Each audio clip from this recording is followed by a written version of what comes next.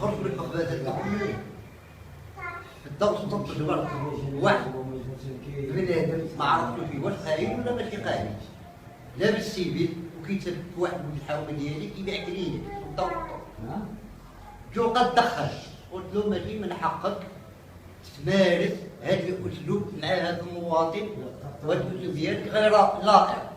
قال لي شكون انت؟ قلت له انا مواطن مغربي نبهتك مشيت عادي.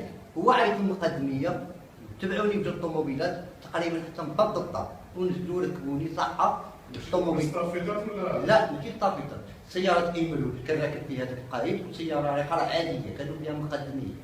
نزلوا كاملين تحاموا عليا طلعوني صحه في الطوموبيل اللي خاصه بالمقدم وداوني المقاطعه من القياده ديالو. القياده ملي وصلت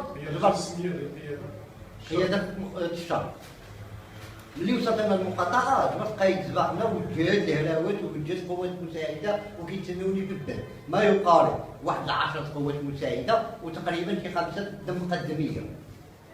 دخلوني من داخل كاملين بهم شاركوا في الدار ديالي عملوني في الوسط كيضربوني شي كيضرب الهراوات شي كيضرب بالكل شي كيضرب بالطرف وانا كنغوت. هادشي ماشي حق هادشي غير قانوني ماشي من حقكم تضربوني الا كنت انا مرتكب شي جريمه القانون يعاقبني. هادشي اللي كتعملوه راه تعذيب راه يعاقب عليه القانون ماشي من حقكم. وهي القانون مالك ما بقاش التعذيب علاش كتعذبوني؟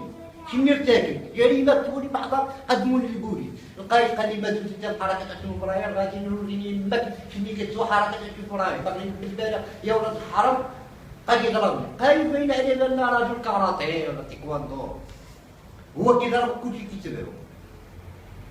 اخر عيطوا للبوليس جا واحد من عناصر البوليس باطنير ركبوني داوني الكوميساريه.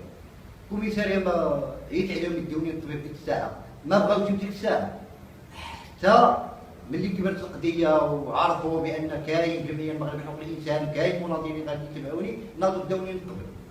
فالطبيب ما عطانيش شهاده طبيه الورقه اللي عطاني الطبيب راه مازال عند الضابط غدا خصني نمشي لطنطا غدا لي من الدائره ويمشي معايا من الطبيب باش يعطوني شهاده طبيه.